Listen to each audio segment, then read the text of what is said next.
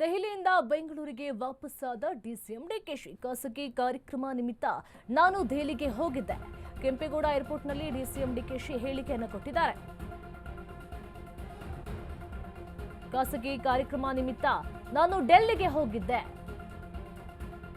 Kempegowda ಏರ್ಪೋರ್ಟ್ನಲ್ಲಿ DCM DKShi ಹೇಳಿಕೆಯನ್ನು ಕೊಟ್ಟಿದ್ದಾರೆ. December 14ರಂದು ದೆಹಲಿಗೆ ಶಾಸಕರನ್ನ ಕರ್ಕೊಂಡು ಹೋಗ್ತೇವೆ. ದೆಹಲಿಯಲ್ಲಿ ಬೃಹತ್ ಪ್ರತಿಭಟನೆಯನ್ನ ಹಮ್ಮಿಕೊಳ್ಳಲಾಗಿದೆ. ಕಾರ್ಯಕ್ರಮದ ಸಿದ್ಧತೆ ಬಗ್ಗೆ ಕೆಲವರ ಜೊತೆ ಚರ್ಚೆಯನ್ನ ನಡೆಸಿದ್ದೇನೆ. ಪ್ರತಿ ಜಿಲ್ಲೆಯಿಂದ 300 ಕಾರ್ಯಕರ್ತರನ್ನ ಕರೆದೊಯ್ಯಲಿದ್ದೇವೆ.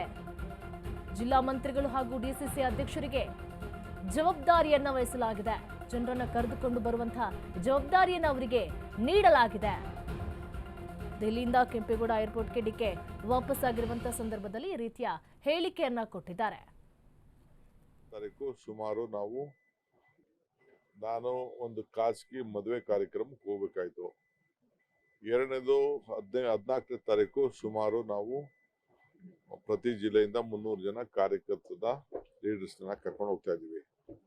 ಅವ್ರಿಗೆ ಅಕಾಮಿಡೇಷನ್ ಏನ್ ಮಾಡಬೇಕು ಅನ್ನೋದು ನಾನು, ನಮ್ಮ ವರ್ಕಿಂಗ್ ಪ್ರೆಸಿಡೆಂಟು, ನಮ್ಮ ACC ಸೆಕ್ರೆಟರಿ ಯಾರಿದ್ದಾರೆ ಆ ಲೋಕಲ್ ಅಲ್ಲಿ ದತ್ ಅಂತ ಒಬ್ಬರಿದ್ದಾರೆ, ಅಭಿಷೇಕ್ ದತ್ ಅಂತ, ಅವ್ರಿಗೆ ಜವಾಬ್ದಾರಿ ವಹಿಸ್ಬಿಟ್ಟು ಕೊಟ್ಟಿದ್ದೀವಿ. ಯಾಕೆಂದ್ರೆ ಕೆಲವರು ಟ್ರೈನಲ್ಲೇ ಮಾಡೋದು, ನಾವು ಫ್ಲೈಟಲ್ಲಿ ಮಾಡೋರೆಲ್ಲ ಸ್ವಂತ ಅವರೇ ಹೋಗ್ಬೇಕು. ನಾನು ಟ್ರೈನಲ್ಲಿ ಬರೋರಿಗೆ ಮಾಡಿಕೊಡ್ತೀವಿ. ಅದಕ್ಕೆ ಜಾಗಗಳಿಗೆ ನೋಡಿ ಅವ್ರಿಗೆ ಜವಾಬ್ದಾರಿ ಫಿಕ್ಸ್ ಮಾಡಬೇಕಾಯ್ತು. ಮದುವೆ ಆದ್ಮೇಲೆ ಮೀಟಿಂಗ್ ಮಾಡ್ಬಿಟ್ಟು ಬಂದಿದ್ದೀನಿ. ಈಗೆಲ್ಲ ಅವರೆಲ್ಲ ಅಟೆಂಡ್ ಮಾಡ್ತಾರೆ. ಅದು ನನ್ನ ಜವಾಬ್ದಾರಿ.